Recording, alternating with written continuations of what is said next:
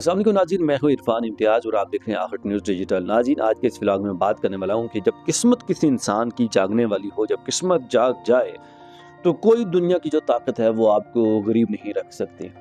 एक ऐसा ही वाक़या रुनमा हुआ है और जो कि आपके सामने इस व्लॉग में हम रखने जा रहे हैं कि जिसमें बचपन के जो दो गरीब दोस्त थे, वो खेत में कुछ काम कर रहे होते हैं और काम करते हुए उनको एक जो है वो हीरा मिलता है और जिसकी जो प्राइस है जब उनने जानी उसकी प्राइस का जब उन्हें पता करवाया तो उनकी होश उड़ गए कि 1.5 करोड़ रुपए से ज़्यादा मालियत का हीरा जो है वो दरियाफ्त हुआ और जो उन्होंने देखा उनको मिला, उनकी ज़िंदगी जो है उसके बाद बदल गई है।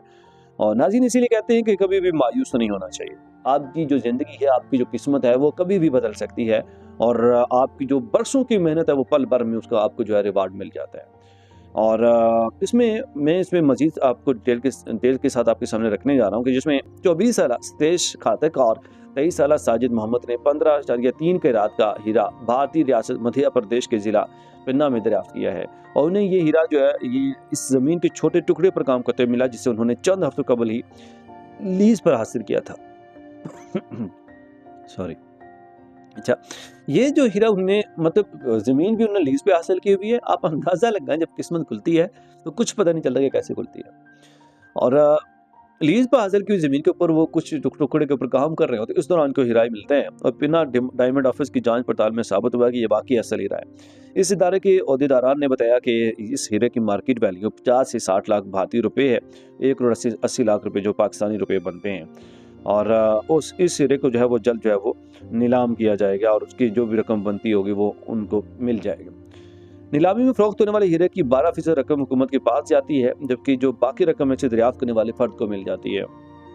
मतलब जब ये नीलाम करेंगे उसकी जो 12% होगी वो हुकूमत के पास जाएगी और बाकी इन दोनों शख्स के पास आ जाएगी। ये दोनों दोस्त बहुत गरीब हैं, एक कसाई का काम करता है जबकि दूसरा फल फरोख्त करता है। आप अंदाज़ा लगाएं कि मतलब किस हद तक गुर्बत का आलम कसाई का काम एक करता है और दूसरा जो फल फरोख्त करता है और वो इस हीरे की रकम को ज़िंदगी को बदलने के लिए इस्तेमाल करेंगी।